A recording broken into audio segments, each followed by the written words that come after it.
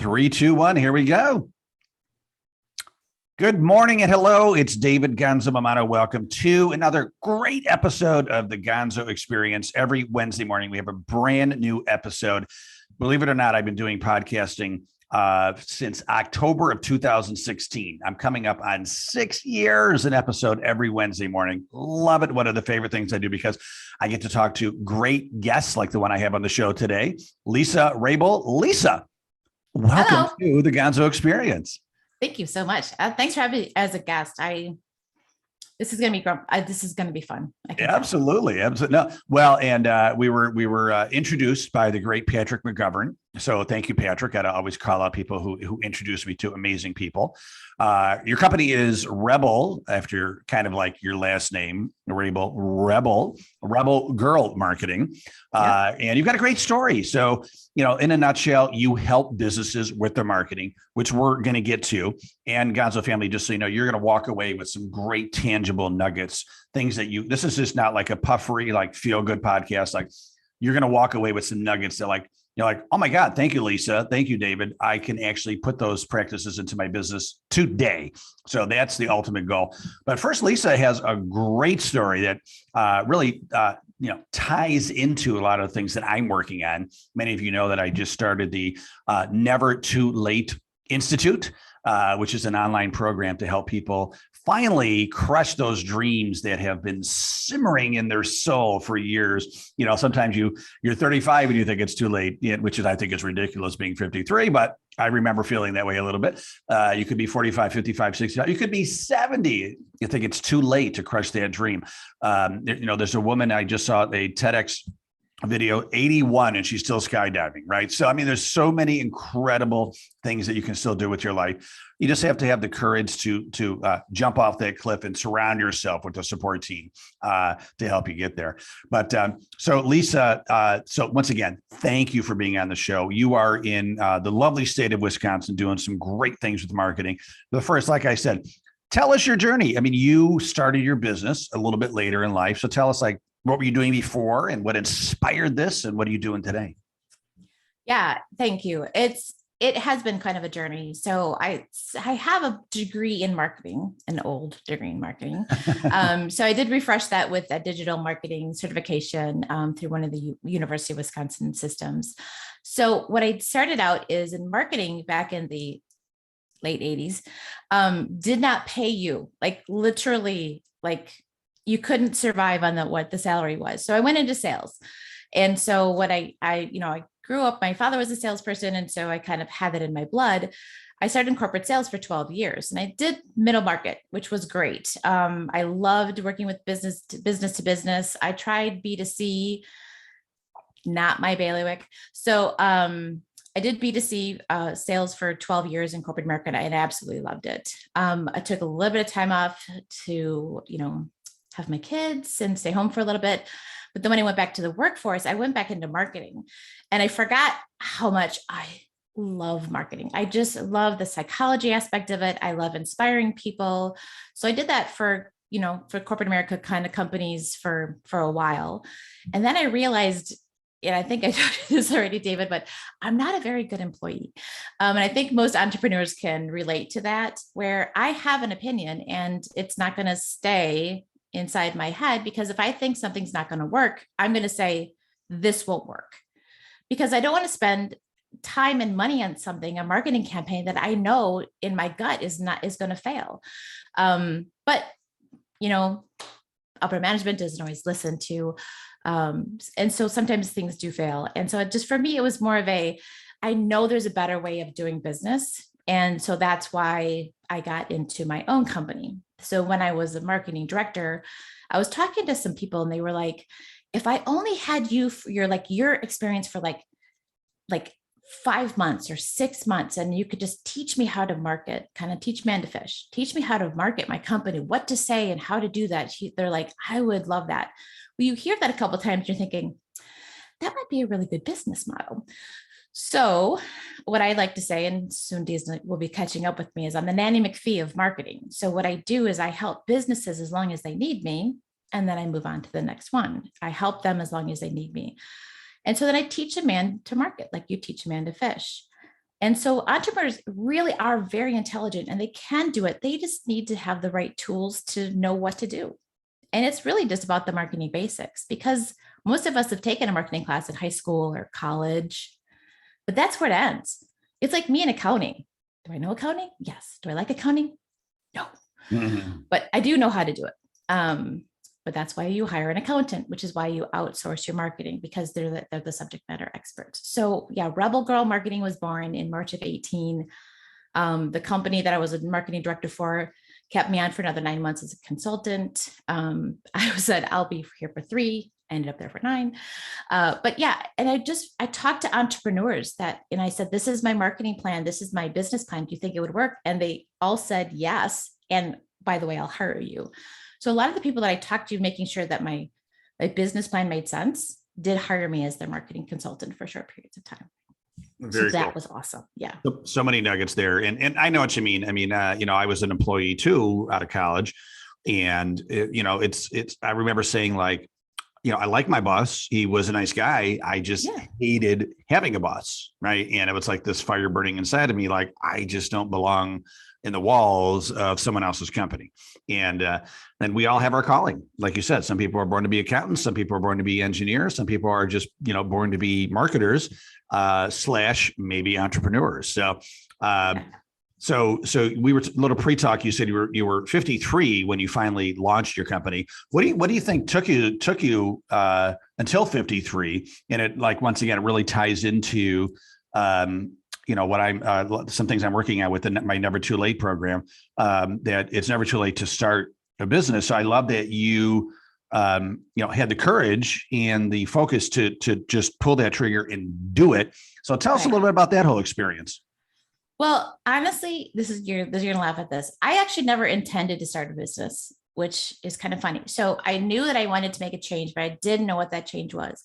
And so I was at a women's retreat for a weekend, and they had us do this exercise where it was like, you have to ask one question in your head. The one question for me was, do I stay in profit or nonprofit? Because I loved working for nonprofit companies. And so I was doing this walk that we had to do. And somehow by the time I got to the end of the walk, I needed to start my own company, which shocked me because I never considered myself an entrepreneur, which is funny because when I told that to people, most people that I know were like, you've always been an entrepreneur, but sometimes you don't realize it. And so you just have to have the courage enough to like seek it out and understand it, and to be able to really grasp that concept of, is it okay to be an entrepreneur? And so those are the saboteurs in your head that are saying, you can't do it. You're not smart enough. You're not good enough. All those things. You need to get rid of all that negative limiting beliefs and really just focus on if you can do it or not. And that's what I had to do. And so it's okay to doubt yourself, because that is just your mind protecting you. But at the same time, find those entrepreneurs that are successful and just ask them. They want to help other people. So it's really great to grab on those entrepreneur friends of yours and just say, how did you do it? This is what I'm thinking about doing. And they'll rally with you and they'll give you resources. And so it's really great it really is never too late to start your entrepreneur.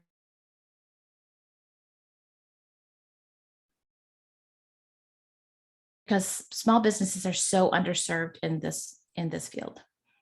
Very good. So thank you for that. And kudos to you for kind of accidentally becoming an entrepreneur. Glad you did. Glad you did. An accidental entrepreneur. Yes, absolutely. And terrible employee and an accidental entrepreneur. Here you are, clearly a rebel. So I think that's very inspiring to a lot of people. I'm 53, and there's so many things I want to do in my life still. And, I think it's very inspiring at any age to see somebody do something that was not expected, that maybe was a dream in their heart. And they finally, took that proverbial jump off the cliff and surrounded themselves with a support system to help them build the parachute on the way down. Right. So, yeah, absolutely. Yeah. So very cool. So now let's talk about marketing. So, you're Rebel Girl Marketing, and you do a lot of speaking. You have a book out, I believe. You have another book coming out in November. Very cool. So tell us a little bit about, there are a lot of marketing companies out there, right? There's a lot of one man, one woman shops, medium size, big size. You can go anywhere from, Gary Vaynerchuk, VaynerMedia to the 22-year-old doing your digital marketing out of his or her bedroom and everywhere in between, right? So and in fact, the tools are there. I mean, anybody could read up on okay, here's how you do Facebook marketing, here's how you do Instagram. You could read up on it and kind of learn how to do it. But then it's I guess I could read how to be a CPA. I could read how to do a lot of different things. But at the end of the day, I'm not going to be that good at a lot of them. Why you, and what are you like? Why do companies work with you? What are you doing differently? What is the Lisa's secret sauce that people are can't get enough of? Well, honestly, it's the fact that I was in sales for so long. Because what I find in a lot of companies that I've worked with is that for some reason, don't ask me why, but sales and marketing don't seem to see eye to eye. You're both moving towards the same goal. You need to start working together. Sales are well, marketing is not giving us enough quality leads, and marketing's well, you guys screw up everything that we do, and you don't tell us what's going on. I mean, the fact that sales and marketing don't get along in these bigger organizations literally blows my mind. So what happens is that everything that I do in my marketing, I see it from the salesperson's perspective. Because in the time that I was in corporate America, I got beautiful, beautiful brochures and things to hand out that didn't say anything, from the client's perspective. And so what I do is I take the marketing that I create for my clients, and I look at it from a sales perspective. Does it resonate with the person that we're actually handing it to? Because marketing is great. You could look beautiful and have fluffy words and stuff, but if it doesn't speak, the content doesn't speak to your ideal client, it's a huge waste of time and money. And so I see everything in marketing also from the sales perspective, which gives me a better advantage to make sure that the content that's created is relevant. It's something that's digestible for the audience. It's not too subject matter experty. I have a friend who's a life coach, and I work on her marketing with her, and I go, well, that's very life coachy of you, but the average person has no idea what you're trying to say. So getting it to that high school career day kind of content language in your marketing helps your audience better understand how you solve their problems. And then you can get into the details once you're in the sales process. I think that's why people hire me. Yeah, I think being on the sales side also allows you to say, okay, beautiful marketing, but is it tailored towards everybody's favorite radio station, WIIFM? What's in it for me, right? And yes. I remember that Brian Tracy taught me that years ago. Everybody's favorite radio station, WIIFM. What's in it for me? And at the end of the day, a lot of marketing, it talks about how great the product is and how beautiful, and it's, but it doesn't click quickly. What problem is it going to solve for the person that is looking at the ad? And that's at the end of the day, you got to say, oh my God, I just saw an ad where, from Suzanne Evans on Facebook, and I signed up for the webinar because it said, something of the nature of the secret to converting coaching prospects into clients in one call. I'm like, well, that sounds interesting, right? You're telling me I can learn how to do it in one call. Well, I'm gonna watch that free webinar, I've heard, things like, sign up with our program and we guarantee within 2 years or less, we'll double the size of your business or your money back. Well, that's a nice promise. Okay. So that's what's in it for me. Speaking to my heart, I want to convert prospects into clients. I want to double my business in 2 years or less. And you're telling me you'll guarantee it. So those type of guarantees and solving my problem solutions are going to make me convert to a prospect for their company, right? Exactly. And so I have an entire training system on the power of your pitch, which talks about how your elevator pitch when you first meet somebody is your first impression. So that's a lot of pressure on people. So they think they have to be perfect. Well, they don't have to be perfect. They just have to be human and grab their attention and tell them the problems that they solve. So I have this entire training on that because once you know what to say to people, it's so much easier to convert them into a great conversation or let them know how you solve your client's business problems. So then instead of you're not when you're networking, you're not selling to or talking to the person you're talking to the network and all the people in their head that are like, oh, I know so-and-so who could use your business. So it's the same concept of it, it's the start better conversations will lead to more meetings, will lead to more sales. And it's the same concept of all you have to do is have that one line or that couple of sentences grab their attention and make it funny sometimes too. I have some young entrepreneurs that I was teaching and they were going into all the technical aspects of what this client does. And I'm like, no, back up. You're talking to people in their 20s and 30s. They're not going to know about building envelopes and roofing structures and things like that. Very few people do. Yeah. So you could say something like, I fly drones and shoot water at buildings. Start there. Yeah. And then talk about why that helps with the structure of buildings and move into there. So like start with fun stuff. You don't have to sound perfect. So, but that's it. There's a whole concept of that, doing the right thing. And the book that I'm writing is actually kind of a DIY marketing book because every chapter comes with a downloadable PDF. So you can customize it to exactly what you sell and your organization and your target audience. And you can literally build a marketing strategy from the book. Oh, good. I'm glad you said that. So let's pretend that, I am a business owner. I birthed the baby, right? The baby's starting to maybe walk a little bit. It's about a year, maybe 14 months old. Our head is still spinning. We're still tired, but we've got some revenue, and it looks like this business is going to survive. And in the chicken with the head cut off, phase of launching a business, we really haven't done some focused strategic marketing. It's been like whatever. Like I'm going to put it on social media, and I'm going to talk to my network about it. But now I'm ready to have like a bona fide marketing plan to the first steps of that. So it sounds like that your book would help with that. Yes. So here's where we'll give some of the nuggets. So not to give away your whole book or your secret sauce, but what are some of the things that you're going to tell this person to do to start walking forward with some strategic marketing to build the company to that next level? Okay. Well, and actually that's perfect because the ideal person for this book is that person who's been in business for a year, maybe two, right? When we first get a client, we take anybody who's willing to give us money. You're going to pay me for what I do? Sure. I don't care what you do or how you do it. I just need revenue, right? So you take anybody who's willing to give you money in the beginning, and they may not be your best client to work with. So again, that goes with fail fast. Learn who your ideal client is by taking on the clients that maybe are not the most ideal, because you never know where that's coming from. And you build with that. So like, okay, this client wasn't good because for me, it's they wanted me to do all the work. They didn't want to learn anything about marketing. They just wanted me to do all the work. Well, that's not my job. My job is to train you how to do marketing so you and your team can take the marketing on and move forward. So, and it was, their opinion was always right. It was like that kind of a concept, like just do what I say. I hired you to implement. I'm like, no, I'm a marketing strategist and I'm a consultant. I'm not here to implement your marketing. I'm here to train you. That's not an ideal client. And so like you learn through grabbing those like first few dollars, like, oh my gosh, someone's going to pay me. Yes, I'll take anybody. And then after a while you go, okay, this client's not great. This client I loved working with. How do I find more of them? And so that's one thing that you can do.